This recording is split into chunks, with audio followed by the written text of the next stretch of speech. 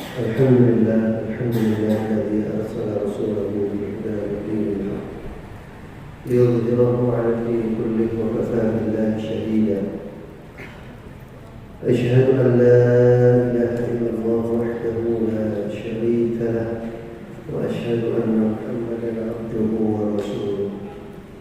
اللهم صل على محمد وعلى آله وأصحابه أجمعين. أما بعد.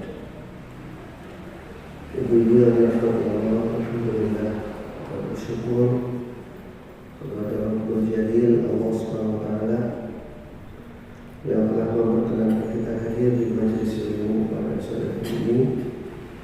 Mudah-mudahan Allah Subhanahu wa taala menetapkan sikap istiqomah pada hati kita untuk selalu mendekat kepadanya, salah satunya dengan thalabul ilm, mencari ilmu. Ibu-ibu yang saya muliakan, jadi pertemuan yang lalu kita sudah membahas mengenai pengertian takwa yang ternyata sangat luas ya ibu. Dan memang di dalam kalimat takwa maka termasuk di dalamnya adalah semua jenis kebaikan, semua amal soleh.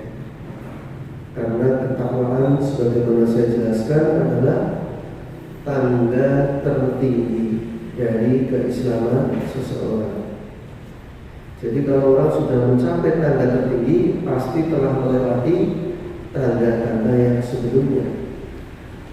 Maka kebaikan-kebaikan minimal yang harus ditempuh oleh seseorang pada tanda-tanda sebelumnya ini sudah dilalui dan sudah menetap terkumpul di dalam dada seseorang. Jadilah ketakwaan itu sebagai kesempurnaan amal saleh seseorang, kesempurnaan akhlak seseorang. Karena ketakwaan inilah yang menjamin seseorang masuk surga. Orang Islam itu banyak, tapi tidak akan semuanya masuk surga. Ya, sebagian masuk neraka sebentar, transit atau berapa bentar atau lama, dan baru masuk surga.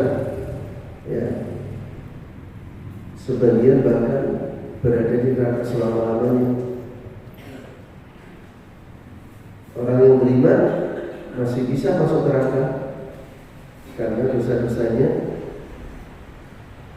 meskipun ada keimanan di dalam dadanya, belum jaminan masuk surga. Namun peluang masuk surga langsung maupun tidak langsungnya lebih besar daripada orang yang sekedar dirinya sebagai seorang muslim. Seorang yang disebut muhsin, peluangnya lebih besar lagi. Toh tetap masih ada peluang orang itu melakukan kesalahan-kesalahan tertentu. Walaupun semakin kecil. Nah, kalau orang bertakwa nggak ada. Orang yang bertakwa dengan sebenar-benar takwa, istiqomah selama hidupnya, mustahil dia masuk neraka meskipun dia bisa saja melakukan kesalahan. Nah, jangankan hanya manusia biasa yang bertakwa, para nabi yang pasti bertakwa juga banyak yang melakukan kesalahan. Dan itu bagian dari kesempurnaan mereka sebagai manusia. Normalnya manusia itu bikin salah. Semua anak Adam itu bersalah. Tapi kuncinya adalah setelah salah bagaimana. Maka mereka yang tawwabun, yang kemudian kembali kepada Allah bertobat, itulah orang yang sebaik-baik manusia. Jadi kalau cuma salah biasa, ya. Bahkan kesalahan para nabi ibu itu ditulis di dalam Al-Quran, diabadikan, nggak pernah dicoret, nggak kayak WA bisa dihapus. Ya, Nabi Adam bikin kesalahan ditulis, kita tahu semua. Ya, Nabi siapa lagi? Nabi Yunus ditulis. Ya, bahkan Rasulullah SAW, ya, kita masih bisa baca beberapa kisah, ya, di dalam kehidupan rumah tangganya, ya, dalam kehidupan melayani umat itu ada catatan-catatan yang merupakan pelajaran bagi kita. sudah mulai memahami ada surat Al-Abasa, ya, ada surat At-Tahrim. Itu kan di situ kita belajar betapa Rasulullah manusia biasa, tapi Rasulullah selalu terhindar dari, ya, kesalahan yang permanen yang tidak pernah kemudian kembali ke tempat, tidak pernah terjadi. Jadi Rasulullah itu bersih dari semua itu, semua kelemahan itu. Baik, ibu yang saya muliakan, kita akan lanjutkan bahwa sebagaimana kita bahas kemarin, taqwa hahuna, takwa tempatnya di hati. Jadi kalau mau ngomongin takwa harus ngomongin hati, ya. Nggak bisa ngomong takwa tidak ngomong hati, nggak bisa. Dan takwa itu bisa dipupuk dengan subur dengan baik, ya di hati pusatnya. Dan semua daki itu bahasa Cilacapnya apa? Guluh, ya. Guluh itu guluhnya batin, tempatnya ya di hati. Ya, semua karat-karat, ya, manusia, aib manusia itu pokok pangkalnya ada di hati. Nah, ini kan rahasia dari surat Al-Anfal ayat 24 yang juga kemarin sudah kita bahas. Wa'alamu annallaha yahulu bainal mar'i wa qalbihi, ya. Dan ketahuilah sesungguhnya Allah membatasi atau menghalangi, ya, antara manusia dan hatinya. Artinya Allah yang paling menguasai, manusia tidak sepenuhnya menguasai, ya. Makanya ada manusia yang dapat hidayah, ada yang tidak, ya. Siapa yang bisa jamin dapat hidayah? Enggak ada. Hari ini saya ustaz, panjenengan tolabul ilmi, masya Allah, ini kan satu yang baik. Besok apakah kita akan begitu? Belum tentu. Makanya jangan menghina, mengejek atau merendahkan siapapun yang menurut kita levelnya di bawah kita, padahal juga belum tentu. Bahkan orang kafir sekalipun jangan diolok-olok. Hari ini kafir, besok belum tentu. Karena ini wa'lamu annallaha yahulu bainal mar'i wa qalbihi, ya. Jadi kita harus berhati-hati, harus berhati-hati. Makanya kita harus sering berdoa, ya muqallibal qulub, tsabbit qalbi ala dinik, ya musarrifal qulub, sarrif qulubana ala ta'atik. Itu perlu banyak dibaca. Karena kekuatan itu bukan sama kita, sama Allah. Ya, kurang paman Nabi saja, ya. Nabi tidak bisa mempengaruhi Allah, padahal Nabi itu kalau minta sama Allah nggak pernah ditolak. Ya, Nabi itu berdoa apa saja Allah itu dikabulkan, tapi pada persoalan hidayah ini Allah tunjukkan kekuasaannya bahwa itu bukan urusan manusia. Ya, gedros Nabi itu minta supaya Abu Thalib dapat hidayah sehingga mau mengucapkan syahadat. Itu gampang, mengarang kalau syahadat itu gampang. Kita saja yang orang Jawa gampang, orang Arab saking enteng, tapi lidah itu nggak bisa ini. Maka Allah menegur Rasulullah, innaka la tahdi man ahbabta, walakin Allah yahdi man yasha. Wahai Muhammad, engkau nggak bisa kasih hidayah kepada orang yang ahbabta, engkau cintai. Walakin Allah yahdi man yasha. Tapi Allah memberi hidayah kepada siapa yang dia mau. Nggak bisa dipengaruhi. Jenengan hanya bisa mempengaruhi Allah dengan minta. Itu pun hanya mencoba minta. Mungkin dikabulkan, mungkin tidak.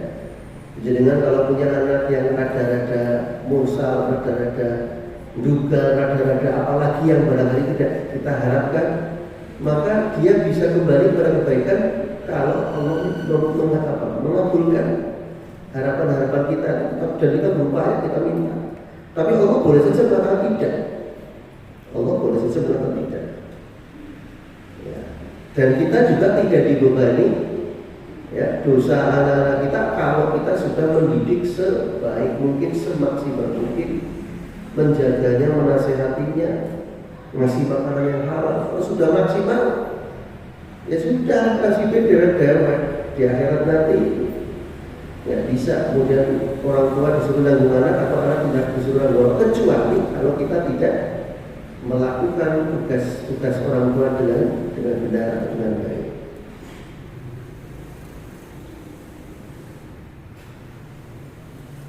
Ibu-ibu yang saya muliakan,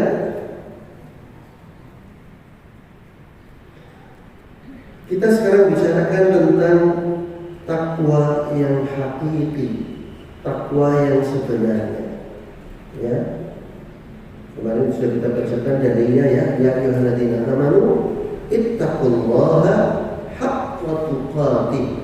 Ya, takwa yang sebenar-benarnya, aslinya kayak apa takwa ya? Wala tamutunna illa wa antum muslimun. Imam Ibnu Qayyim Al-Jauziyah berkata, ketahuilah sesungguhnya seorang hamba hanyalah mampu melalui tahapan-tahapan perjalanan menuju kepada ridho Allah. Ya, dengan hati dan keinginannya yang kuat, serius, bukan sekedar perbuatan-perbuatan anggota badan yang bisa jadi di dalamnya ada tipu daya, nifak, ya, main keton soleh, main keton ini, main keton itu, pokoknya tujuannya pamrih, riak. Nah, sehingga antara hati dengan badan itu harus klop, harus cocok. Kalau hati dengan badan tidak sama, maka berarti kita punya bakat jadi munafik, walaupun belum tentu kita sudah munafik. Karena tanda-tanda munafik kan tidak satu, tidak dua, bahkan tidak hanya tiga. Tapi kalau beberapa sifat ini terkumpul, bisa jadi kita munafik beneran. Tapi kalau sebagian sifat munafik ada pada diri kita dan kita menyadari, maka berhati-hati. Ya, sok ngomong, janjian orang tahu benar, jadi bayarnya sok bayarnya di apa, dan seterusnya. Ya, nah itu di situ. Nah, jadi menuju Allah itu harus dengan keseriusan. Hidup ini memang isinya harus serius, walaupun di dalam keseriusan kadang kita perlu gurauan, guyonan. Rasulullah juga sedang bergurau, tapi gurauan Rasulullah itu tidak pernah berbohong, dan gurauan Rasulullah itu maton. Maton itu enggak asal, punya nilai, punya makna.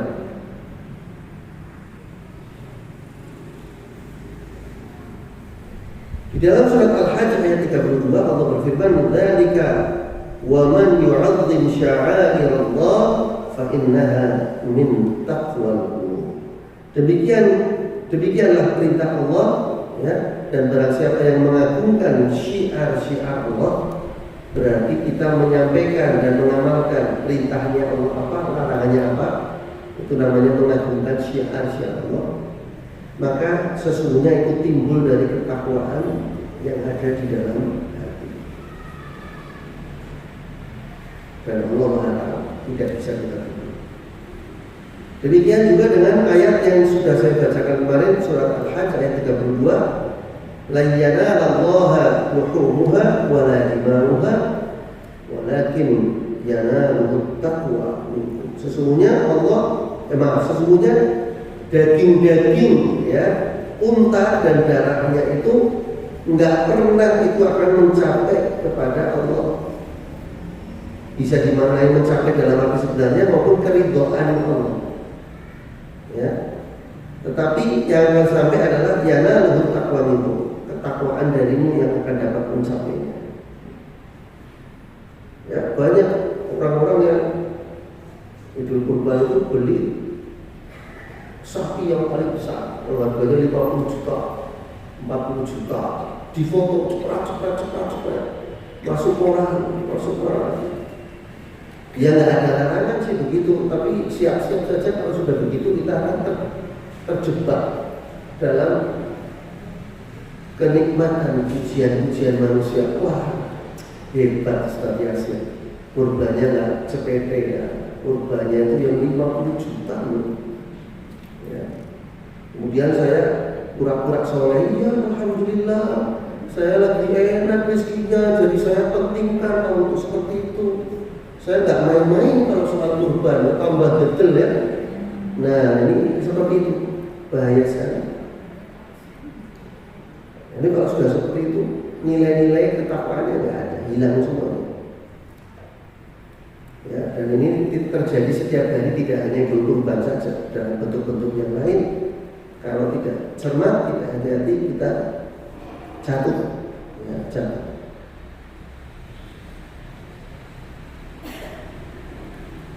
Nah, ibu-ibu yang saya muliakan, hadis yang saya bacakan berkali-kali kemarin maupun hari ini, at-taqwa hauna, takwa itu tempatnya di dalam hati di sini, ya, wa yushiru ila sadrihi thalatha marrat.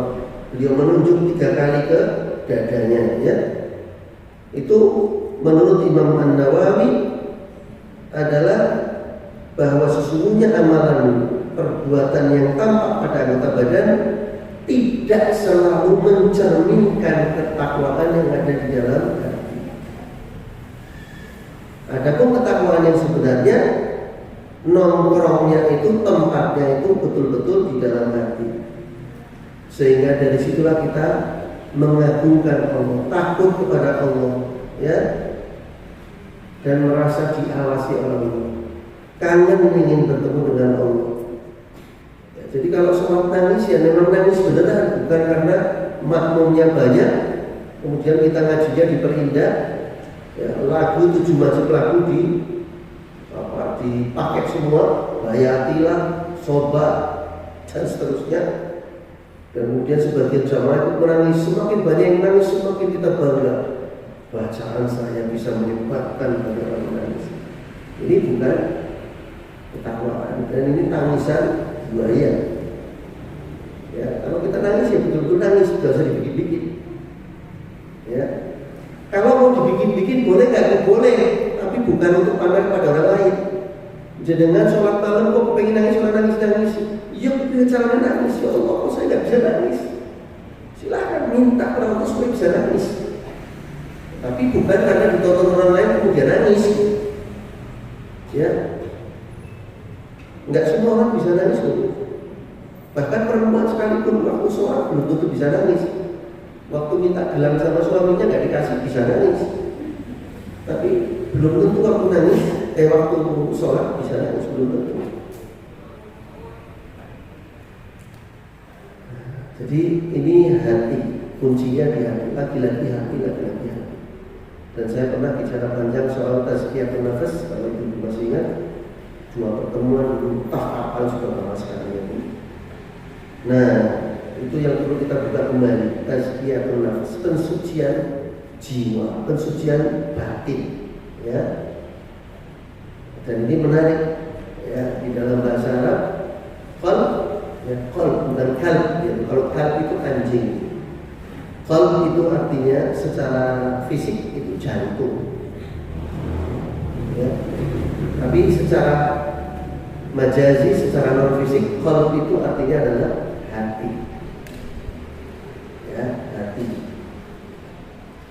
Nah, kalau kita lihat secara fisik sekalipun, jantung itu adalah organ terpenting manusia.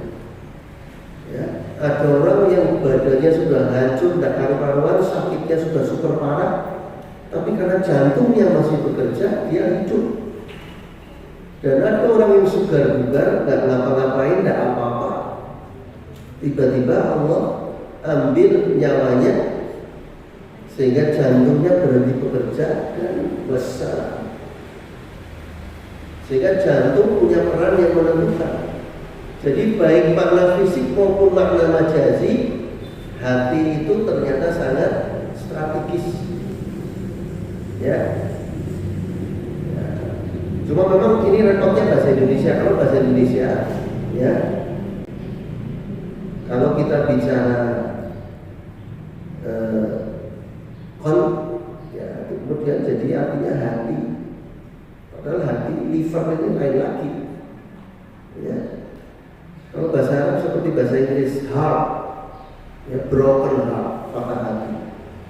Padahal hati itu artinya jantung. jadi jantung itu sangat menentukan nyawa seseorang secara fisik. Ternyata secara rohani juga iya.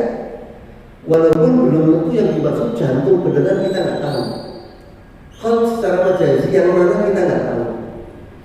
Mungkin tempatnya di situ, mungkin di tempat yang lain. Pokoknya Rasulullah selalu menunjuknya dada.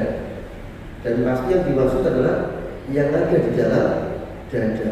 Nggak terlalu penting kita mau tahu persis itu di hati yang namanya liver itu atau di jantung ya manusia yang namanya hati secara majazi kita nggak tahu.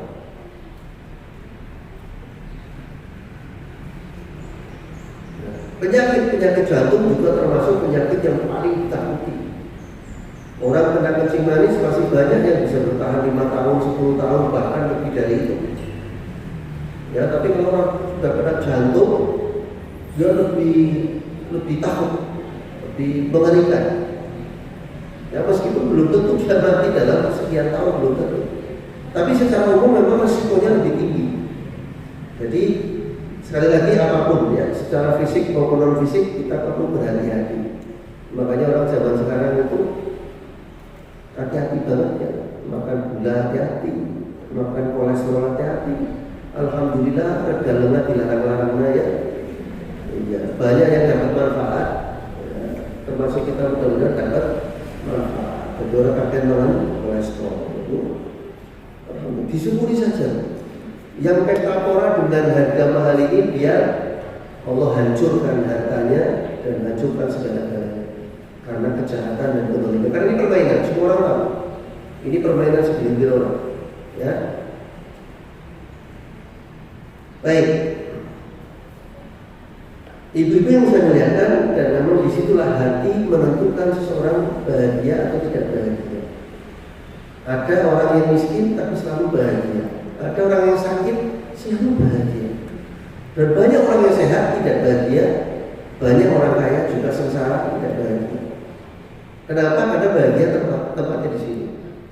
Kalau saja bahagia itu adalah tempatnya di rumah yang mewah, harta benda yang banyak, ya tentu orang miskin sengsara semua dan orang kaya bahagia semua. Nyatanya tidak. Malah ada orang paling kaya bunuh diri. Artis yang terkenal, cantik, glamor juga ternyata bunuh diri. Dari lantai berapa puluh lama di Indonesia, di luar negeri jangan bayangkan banyak artis-artis bunuh diri. Harta, obat laber, ya. Jadi begitulah ibu yang namanya hati. Itulah kemudian menjadi sumber kebahagiaan. Orang yang bertakwa pasti orang yang bahagia. Kenapa? Orang yang bertakwa itu pasti orang yang qanaah, merasa dirinya cukup, bersyukur dengan segala pemberian Allah. Apapun pemberiannya, diberi sengsara, ya alhamdulillah, ya Allah. Dia aku siap mentalnya bagi musuh. Dikadar marah ketika orang bisa korupsi, orang bisa macam-macam, alhamdulillah, orang akan ujian. Karena kalau kita jadi orang kaya belum tentu lulus loh. Belum tentu lulus, belum tentu. Jadi jangan dikira orang kaya itu aman, orang kaya itu pertanyaannya paling banyak ya kita. Enggak semuanya berhasil menjawab dengan baik. Nah, ibu-ibu yang saya muliakan, inilah juga sebabnya yang namanya orang yang bertakwa tidak mungkin di dalam hatinya ada sifat nifaq. Orang yang beriman itu masih mungkin punya ciri-ciri munafik. Tapi kalau orang sudah pada level ketakwaan, tidak mungkin dia sekaligus munafik. Tapi justru karena mereka orang-orang ini sudah pada tahap kesempurnaan dalam tanda petik ya, karena tidak ada yang sempurna manusia itu, sudah pada tahapan yang masya Allah tinggi sekali. Mereka itu selalu khawatir sampai mereka itu kepucuk ngomong pada Rasulullah, ya Allah, ya Rasulullah, celaka saya, jangan-jangan saya itu munafik. Ada apa kamu ngomong seperti itu? Ya, jadi sahabat-sahabat Nabi itu banyak yang ketakutan kalau dirinya ternyata seorang munafik. saking hati-hatinya. Nah kan ciri-ciri ketakwaan yang sempurna itu kan hati-hatinya itu. Kalau orang munafik malah ayem. Orang yang munafik beneran tidak merasa terancam. Kayak orang yang biasa berbuat dosa ya Bu. Panjenengan kalau lanyah ya Bu. Nggak tahu bahasa Indonesia lanyah itu apa. Merasa enak saja gitu ya berbuat dosa, maka jangan nggak ada kekhawatiran apa. Hilang sinyal peringatan yang ada di sini, jangan melakukan dosa apa saja ayo. Dulu waktu sekolah pernah nyontek. Pernah? Ya. Saya alhamdulillah dulu nggak pernah nyontek. Satu saat waktu SMP kelas 3 saya masih ingat, saya tes nggak siap. Tesnya geografi, gurunya Masya Allah. Ya, nggak pernah ada orang nyontek kecuali pasti konangan. Kalau guru ini jadi mata Allah, mesti ketemu. Nah saat itu saya nggak punya pilihan. Anda kepengen nilainya paling orang sekitar seperti itu dulu ya gimana nyontek. Ya, kata-kata kendel. Ya, buka catatan. Ya, waktu buka kayak gini. Dari jauh gurunya senyum-senyum. Parah nih, coret boy merah. Mana betul? Kalau kita nggak biasa lah, saat itu saya betul. Tapi setelah itu kalau kemudian saya lanjutkan, lama-lama gimana? Lainnya biasa. Dan saya punya banyak teman dan pasti bapak ibu ibu yang maksud saya pasti punya teman yang memang terkenal raja nyontek. Pasti ada ratu biasanya ratu nyontek. Sampai disebut ratu nyontek karena nyontek itu sampai di paha. Dibuka ini bukan nyontek, ditulis di sini. Ya kalau bisa milih tempat duduk juga milih di tembok, ditulis di tembok. Masya Allah, saya dosen bertahun-tahun jadi saya apa? Meskipun saya kalau jadi pengawas, saya bukan pengawas yang baik. Saya punya teman pengawas sama dosen di Jogja ya. Itu seperti guru saya tadi. Kalau dia ngawas, pasti makan korban banyak sekali. Usul punya usul ternyata dia penyontek kelas 1. Jadi segala jurus nyontek dia kuasai. Jangan coba-coba lawan dia, kena pasti.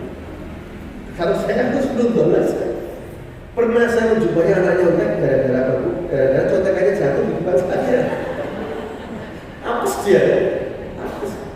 Bukan karena saya berhasil menemukan, karena contekannya jatuh ini ya. Saya ampun. Ya. Jadi seperti itu ya Bu. Orang kalau merasa ringan melakukan dosa, lama-lama semakin ringan bahkan semakin tidak menyadari kalau itu dosa. Coba lihat orang yang malak, ya entah itu malak pakai seragam, tidak pakai seragam saya nggak sebut lah ya. Entah apalah pokoknya ngemel tahu Bu, sopir-sopir yang di jalan itu, nah, itu yang ngasih ya ayam, yang menerimanya baru pernah sampai hari besok kan, belum ngasih mana dia, nggak ada masalah. Pulang sisanya kasih ke istrinya, dibakar istrinya, dibakar anaknya ya. Ya, sekarang malah berjamaah, ya, kasus semuanya bisa dibeli seperti itu ya. Nah, ibu-ibu yang saya muliakan, disinilah bedanya orang beriman dengan, maksudnya orang bertakwa dengan orang munafik. Lihat bagaimana orang munafik kata Allah di dalam surat An-Nisa ayat 142. Innal munafiqina yukhadi'una Allah. Sesungguhnya orang-orang munafik itu mencoba untuk selalu menipu Allah. Khidah itu artinya tipu daya, ngakali, membodohi. Wa khadi'un, ya. Dan Allah pasti membalas tipu daya. Allah tidak pernah membiarkan tipu daya mereka berlangsung terus menerus. Ya, ada ada yang disiksa dengan penyakitnya, ada yang disiksa dengan diobrol rakyatnya, ada yang segala macam, ada yang segala macam, ada yang anaknya juga, punya banyak masalah. Ya. Wa idza qamu ila shalah qamu kusala. Orang munafik itu kalau mendirikan sholat, karena orang munafik itu cirinya adalah selalu bersama orang-orang yang beriman, tapi mereka sebetulnya kafir. Tolong dipahami itu, munafik yang sebenarnya loh ya, itu adalah kafir, tapi mereka pura-pura beriman.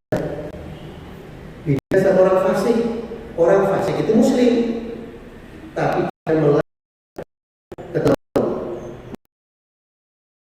meninggalkan yang disuruh. Sholat orang sholat, ya. Kalau munafik sebaliknya, tapi mereka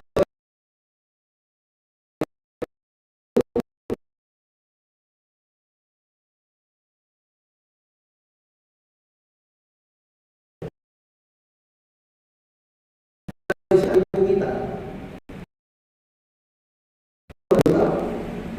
ya. Orang munafik siapa saja itu yang tahu persis, selain Allah dan Jibril, dikasih tahu oleh Rasulullah. Jadi orang beriman yang lain tidak tahu. Jadi sebenarnya orang munafik berarti orang kafir. Itulah kenapa orang munafik itu siksanya paling pedih. Di darkil asfali minan. Orang munafik itu tempatnya di bahwa ini fiddatil asfal,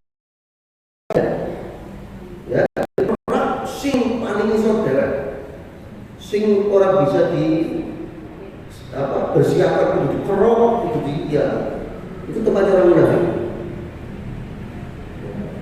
Orang kafir itu lebih terhormat. Kenapa?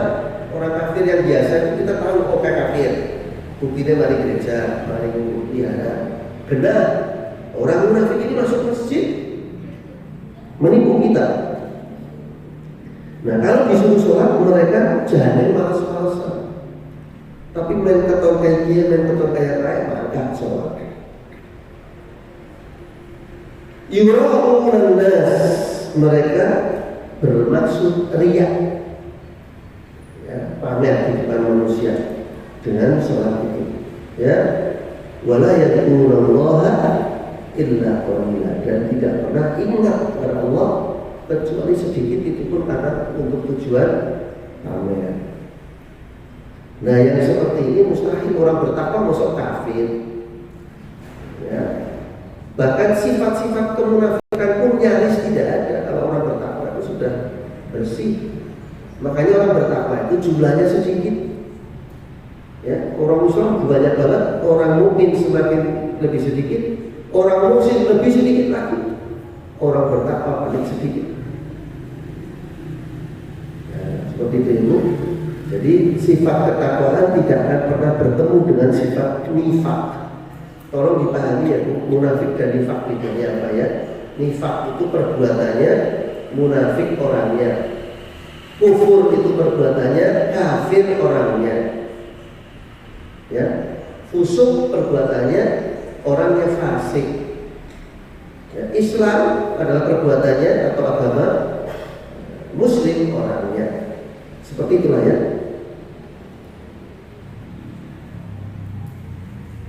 Nah, ibu-ibu yang saya muliakan, Allah Subhanahu wa Ta'ala juga menjelaskan tentang orang-orang yang masuk ke dalam Islam karena punya kepentingan.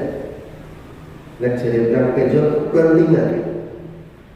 Dia punya sesuatu yang dia harapkan dengan menjadi Muslim, maka dia masuk Islam. Ini kasus ini kebanyakan yang saya lihat di kasus perkawinan. Ya, saya masih ingat almarhum Pak Suryatno, Masya Allah, ya, Masya Allah, luar biasa, rahimahullah. Ya, pernah dia mengajak saya keliling marani keturunan Tionghoa. yang kawin sama orang Jawa Muslimah, ya, diajak mengaji, ya. Di antara mereka tentu ada yang mau, ada yang males, ada yang terang-terangan mau. Wah, aku betul Muslim.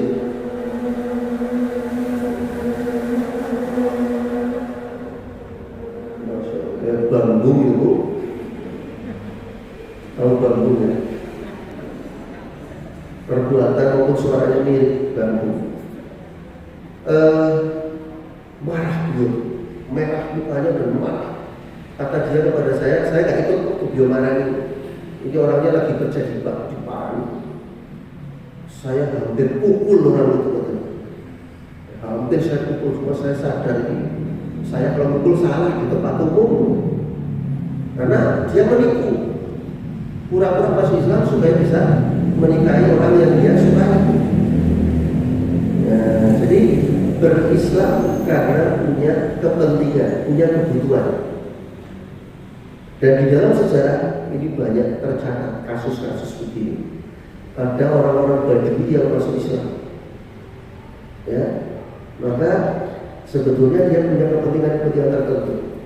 Makanya kalau dia lagi dapat kebaikan, dia puji-puji Islam. Alhamdulillah, setelah berislam kita jadi seperti ini, tanah-tanah kita subur, bla bla bla bla bla.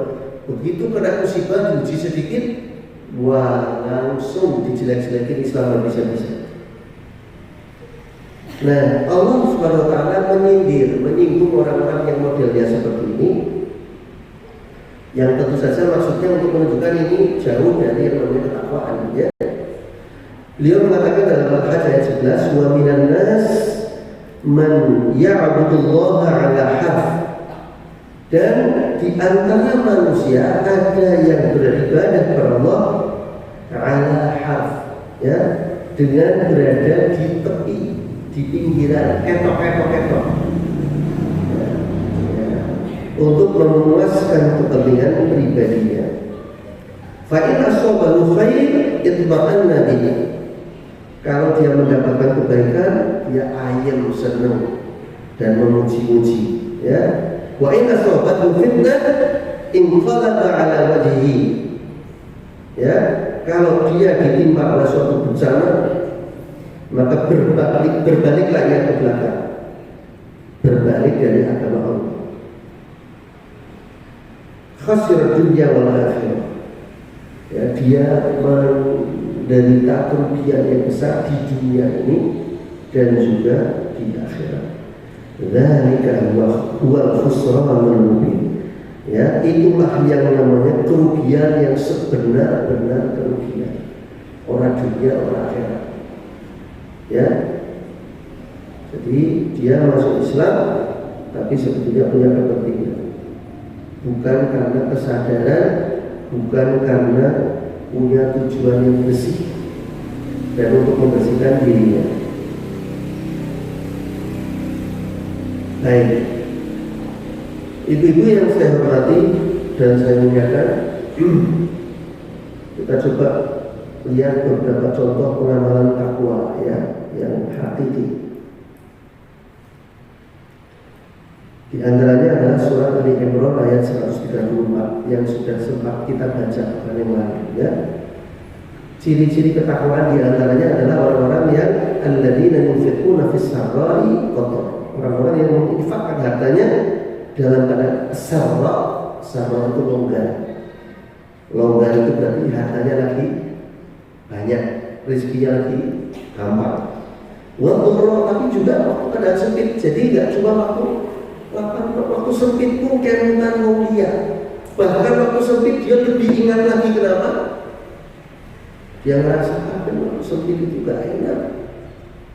Dia bantu orang lain biar, ya, mereka bisa sedikit tersenyum. Dan senyum orang-orang yang dibantu itu adalah membuat dia puas. Itulah tanda-tanda ketakwaan. Dan orang-orang yang sanggup menekan rasa marahnya padahal dia punya kesempatan untuk meluapkan.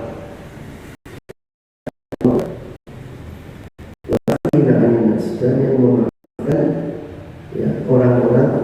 yang melakukan kesalahan kepadanya. Gampang lumer. Sebaik-baik orang itu yang tidak gampang marah, tapi gampang memaafkan. Yang paling jelek orang yang gampang marah, tapi pendendam bertahun-tahun. Kalau perlu nyumpahkan hitung turunan, ya Allah. Ya. Ada satu kisah, ya, cuma dari beberapa kisah yang saya baca orangnya beda-beda. Nah, saya kira nggak terlalu penting. Yang penting nilai kisahnya ya, nilai kisahnya ya. Jadi salah satu versi yang saya baca adalah satu saat Khalifah Harun al-Rasyid, salah satu khalifah yang terkenal dari Bani Abbasiyah, itu minta kepada budaknya untuk menuangkan air untuk dia berwudu. Maka si budak ini berwudu, memberi air, mengecorkan air, kan gitu ya, pakai kayak poci dia berwudu. Nah saat seperti itu kemudian luput tutupnya itu jatuh ke ember penampungan, maka muncak ke mukanya Harun al-Rasyid. Nah, saat muncak begitu, karena dia seorang khalifah manusiawi, kalau kemudian beliau marah dan tersinggung. Tapi beliau juga luar biasa, bukan khalifah kacangan. Meskipun beliau marah, beliau tidak meluapkan. Tapi dari mukanya si budak tahu bahwa Harun al-Rasyid marah. Ya, maka si budak yang ternyata cerdas ini mengatakan apa? Wal kadhimin al-ghaidh ya khalifah. Dia menegur khalifah ini pakai Quran. Ya, khalifahnya gimana tuh? Kelompok-kelompok. Dan nantang Quran gimana? Kata beliau, dan orang-orang yang sanggup menahan amarahnya wahai khalifah. Maka Harun tersenyum. Iya, saya tidak marah sama kamu. Wal'afina 'anil nas. Ayat potongan berikutnya ya. Dan orang-orang yang memaafkan orang lain. Kata Harun, ya, saya maafkan kamu. Wallahu yuhibbul muhsinin. Ayat akhirnya dia, dan sesungguhnya Allah mencintai orang-orang yang berbuat ihsan. Apa maksudnya Bu? Berbuat sesuatu, berbuat yang terbaik yang dia bisa lakukan. Apa yang terbaik yang bisa diberikan kepada budak? Dibebaskan. Dan paham Harun, wong cerdas ketemu wong cerdas. Kata Harun, kamu saya bebaskan mulai hari ini. Ya, bikin kesalahan, dapat kenikmatan. Karena ketemu orang takwa. Ya, karena ketemu orang takwa. Dengan pernah punya pembantu mecahkan piring, mecahkan apalagi yang berada. Kalau piring kan tidak seberapa ya. Piring selarang-larang piring paling tidak sisa kan 1.000. Untuk piring yang suki lah ya. Kalau piring itu paling yang 5.000 sebenarnya. Ini yang mahal-mahal. Nah, jiluan berada di mana? Waduh. Gajimu setahun orang cukup, nanti lah. Dapurmu dan seterusnya ya. Diluapkan semua. Nah ini coba belajar dari Harun. Masya Allah. Ya namanya contoh yang bagus ya. Maksud contohnya Ustaz Yasin, yang baru saya. Contohnya yang bagus. Kemudian yang kedua, contoh ketakwaan adalah apa yang ditunjukkan, dipertontonkan oleh Khalifah Ali bin Abi Thalib, menantu Rasulullah, sepupu Rasulullah, anak Abi Thalib. Ya, beliau seakan-akan mempraktekkan surat Al-Maidah ayat 8. Ya, surat Al-Maidah ayat 8. Di situ sebelum saya cerita, saya bacakan ayatnya. Allah berfirman, wala yajrimannakum syana'anu qaumin 'ala alla ta'dilu. I'dilu huwa aqrabu littaqwa. Ya. Dan janganlah sekali-kali kebencianmu terhadap suatu kaum atau seseorang mendorong kamu untuk berlaku tidak adil. Berlaku adillah, karena adil itu lebih dekat kepada ketakwaan. Ceritanya gini, Ali bin Abi Thalib. Seorang khalifah kadang-kadang itu dia sekaligus menjadi qadhi. Qadhi itu apa? Hakim. Qadhi itu hakim. Ini memang kacau balau bahasa Indonesia ya Bu. Banyak ngambil dari bahasa Arab tapi artinya geser. Hakim dalam bahasa Arab itu orang yang bijak. Adapun hakim dalam bahasa Indonesia, bahasa Arab itu qadhi. Makanya fakultas hukum itu bukan kuliatul hukum, bukan kuliatul hukum. Beda lagi ya Bu. Nah, Ali itu kadang-kadang menjadi qadhi, menjadi hakim. Nah, satu saat yang disidang itu biasa Bu, Raja Sableng ya, orang Yahudi ya. Saya nggak ingat kasusnya apa, atau mungkin tidak diriwayatkan bahkan. Pokoknya intinya setelah menjelang vonis dijatuhkan, orang Yahudi itu dari kursi persidangan bangun. Begitu bangun mendekat kepada Ali, dia cuk, mohon maaf, diludahi. Ali bin Abi Thalib. Kira-kira Ali bin Abi Thalib diludahi mana kan? Ayo jajal aku. Marah apa enggak? Kalau enggak marah bukan manusia. Marah dia. Tapi sekali lagi, marah tidak harus diluapkan. Marah. Buktinya marah apa? Buktinya marah adalah dia kemudian mengatakan, hari ini sidang saya skos. Ya, orang-orang bertanya, loh, sidang segenap David mau rampung, genap terdakwanya itu melakukan kesalahan terbukti. Loh, kok tidak dibilang Yesus? Anak apa? Kata Ali bin Abi Thalib, kalau waktu itu saya langsung putuskan, ya, dalam keadaan marah, maka kepentingan pribadi saya akan ada di situ. Ibarat dihukum 5 tahun, orang bisa tambah 5. Kurang ajar gitu ya aku, tambah 5. Dia manusia biasa, dia khawatir dia akan berbuat seperti itu, maka dia stop.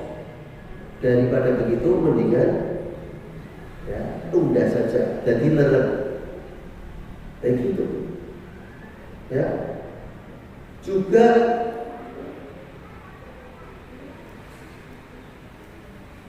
sidang, saya lupa pelakunya siapa ya. Kalau nggak salah malah Ali yang jadi saksi. Jadi Ali itu kehilangan baju besi. Mohon maaf kalau pelakunya nanti ternyata beda ya, dalam riwayat. Hikmah riwayatnya kita petikannya. Ya, kehilangan baju besi, kemudian dibawa ke persidangan. Ali tahu siapa pencurinya. Ya, sekali lagi Ali sebagai saksinya. Di dalam persidangan hakim atau qadhi bertanya kepada Ali, ya, khalifah atau ya khalifah dipanggilnya, meskipun di persidangan pun, Anda menuntut dia melakukan pencurian baju perang Anda, betul? Ada buktinya? Enggak ada. Terus dasarmu menuntut apa? Ya saya hafal punya saya. Hanya itu ya. Baik, dengan ini saya putuskan tuduhan tidak bisa dibuktikan. Khalifah dikalahkan dalam sidang dengan sangat mudah. Kenapa? Tidak bawa bukti. Nah, begitu ditok melongo orang yang dia. Dan dia Islam ya Allah. Ya, saya benda-bendanya Allah. Ali pun tahu saya yang nyuri. Dan mungkin hakim pun meyakini masa khalifah berbohong. Tapi karena tidak ada bukti bagaimana? Tidak bisa. Sama dengan perzinahan. Ibarat ya. Di luar sana dalam berzina. Satu orang nonton, lapor, tidak diterima. 2 orang nonton, lapor, tidak diterima. 3 orang nonton, lapor, di video, di foto, ceprat siaran langsung, tidak diterima. Tidak diterima. Kenapa? Ini zina itu, apalagi pelakunya orang yang sudah menikah, itu hukumannya apa? Raja mati, dibandem batu, dilempari batu sampai mati. Nah, kalau seperti itu nggak boleh salah. maka saksi juga harus 4. Laki-laki atau perempuan double 8. Jadi 3 orang nonton, lapor, bersaksi, bersumpah, orang anggap. Tidak bisa. Itu keadilan Islam. Jadi nggak sembarangan, ya, nggak sembarangan seperti itu.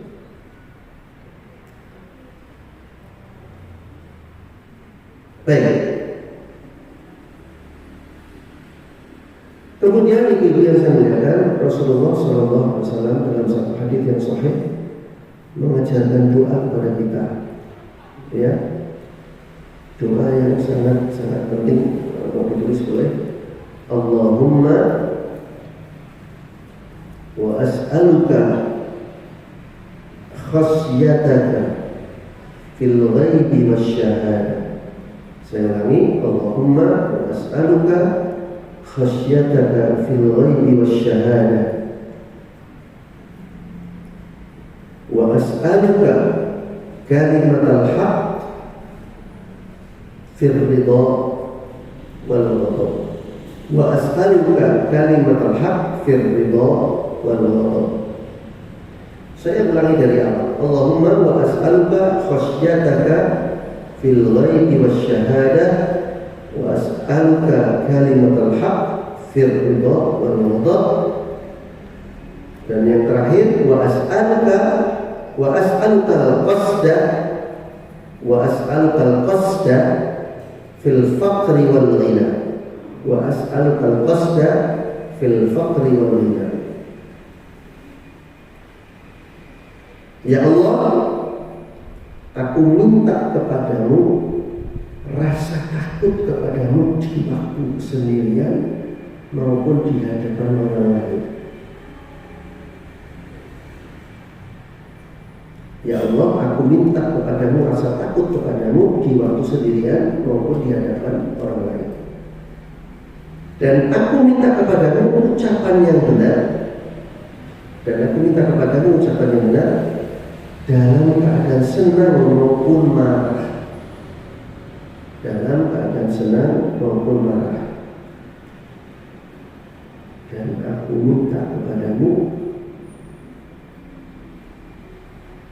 kesederhanaan di waktu miskin maupun kaya. Dan aku minta kepadamu kesederhanaan di waktu miskin maupun kaya. Saya ulangi bahasa Arabnya dan bahasa terjemahnya, ya. Sekali lagi saya ulangi itu.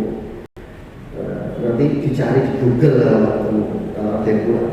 Allahumma wa as'aluka khasyataka fil ghaibi wasyahadah wa as'aluka kalimatal haqq fil ridha wal ghadab wa as'aluka al-qasda fil faqri wal ghina. Ya Allah, aku minta kepadamu rasa takut kepadamu di waktu sendiri maupun di hadapan orang lain. Jadi untuk takut saja kita perlu minta bantuan Allah. Karena takut itu persoalan apa, Bu? Hati, ya. Dan aku minta kepadamu ucapan yang benar dalam keadaan senang maupun marah. Ucapan itu dari mana datangnya, Bu?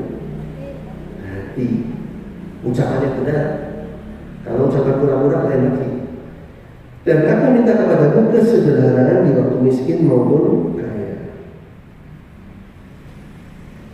Ya. Nah, seorang ulama bernama Yahya bin Mu'adz Ar-Razi, beliau mengatakan cinta karena Allah yang hakiki adalah jika kecintaan itu tidak bertambah karena kebaikan dalam masalah pribadi atau dunia, dan tidak berkurang karena keburukan dalam masalah pribadi dan dunia. Jadi kecintaan pada Allah itu kecintaan yang murni, bukan pura-pura. Angger lagi numpuk rezekine, alhamdulillah, rajin mari masjid. Begitu rezekine seret, kondisi. Nah, ya. Jadi cinta yang dipengaruhi dengan kebaikan atau keburukan yang bersifat duniawi itu bukan cinta yang dilandasi oleh ketakwaan, karena di situ tidak ada keikhlasan, ya Bu.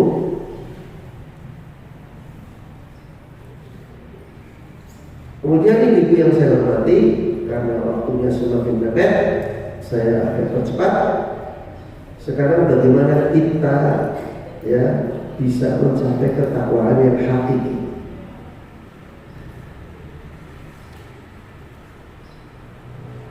Cara yang utama, cara yang paling penting, nomor satu, dan tidak bisa tidak kecuali kita lakukan adalah untuk mencapai ketakwaan hakiki, melakukan tazkiyatun nafs, pensucian hati.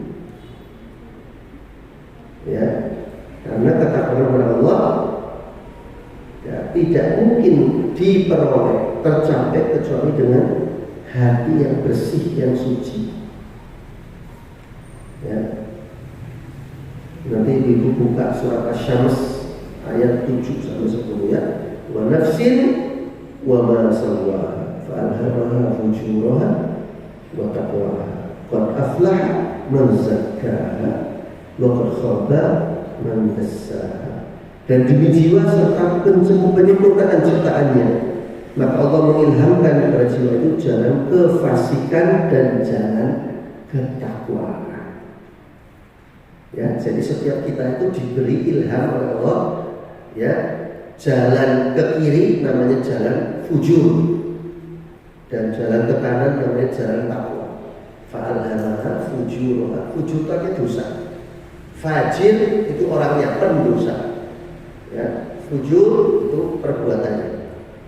Jadi Allah kasih tahu ini jelek, ini baik. Ini kalau mau selamat, ini kalau kamu pengen senang-senang di dunia toh. Semua dibuka semua, nggak ada yang dirahasiakan. Nabi itu nggak pernah punya sifat kitman. Kitman itu menyembunyikan informasi. Semua yang datang dari Allah, datang dari Jibril, maka akan disampaikan kepada umatnya. Makanya sifat beliau adalah tabligh, menyampaikan amanah, nggak ada yang disimpan. Ya, qad aflaha man zakka, sungguh beruntung orang yang selalu mensucikannya.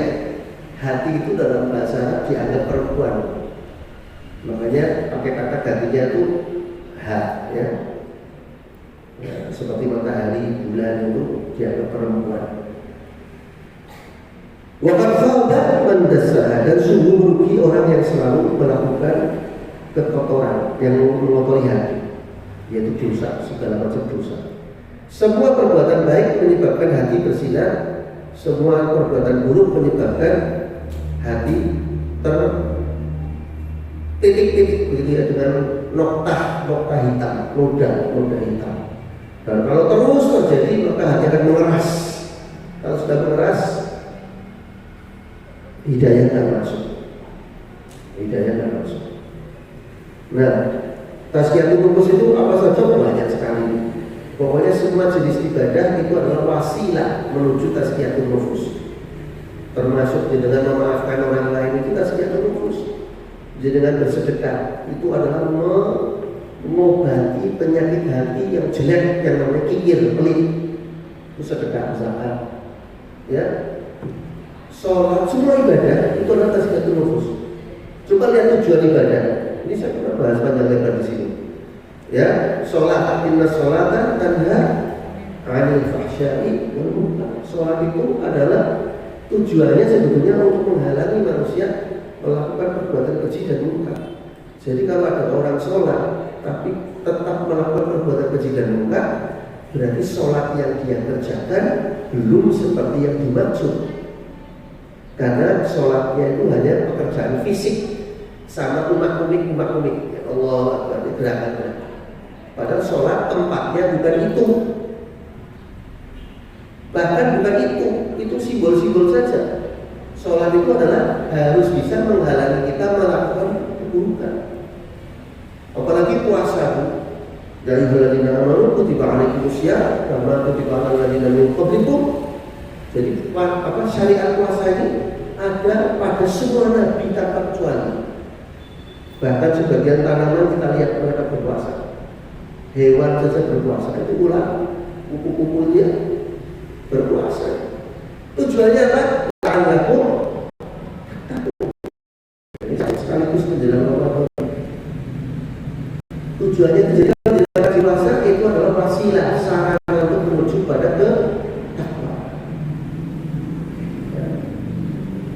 ibadah yang lain sama. Apalagi haji Bu, kena semuanya Bu. Kena semuanya ya.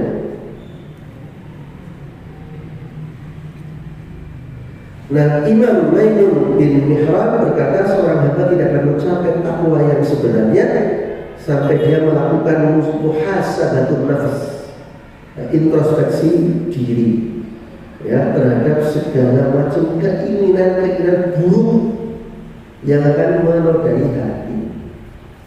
Manusia pasti selalu punya keinginan buruk, pasti punya.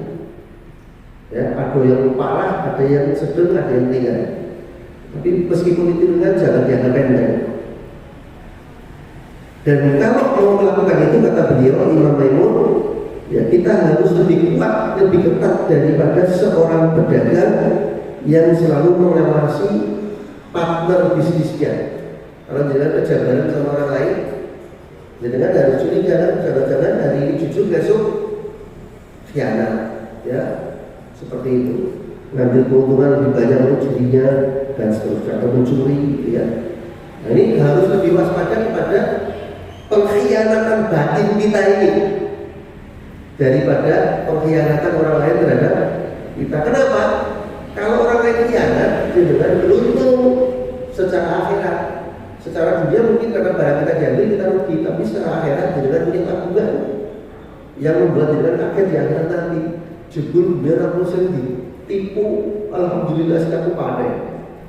Kita nggak tahu kalau kita ditipu. Tapi kalau ini kecolongan di sini itu siapa yang mau dituntut? Ya kita sendiri yang mau digeret ya. Ketika menerangkan pentingnya pensucian jiwa ini, Nubayi berkata orang-orang yang menempuh jalan menuju keridhaan Allah, meskipun jalan dan metode yang mereka tempuh berbeda-beda, akan tetapi mereka sepakat bahwa nafsu atau jiwa manusia adalah penghalang utama bagi hatinya untuk mencapai keridhaan Allah. Sehingga seorang hamba tidak akan mencapai kedekatan kepada Allah kecuali setelah dia berusaha menentang dan menguasai hawa nafsunya, yaitu dengan cara apa? Tazkiyatun, dan pasti tidak enak. Puasa kan tidak enak. Aslinya jujur kalau kita boleh tidak puasa kan ini tidak puasa itu bisa makan, bisa minum, bisa apa saja bebas. Tapi waktu kita puasa kan ada sesuatu yang hilang. Biasa orang minum, orang minum. Biasa orang lutis, orang lutis jam 10. Banyak kehalang. Ya memang seperti itu. Ya. Nah ceritanya masih panjang. Nanti ketemu lagi bulan Ramadan insyaallah.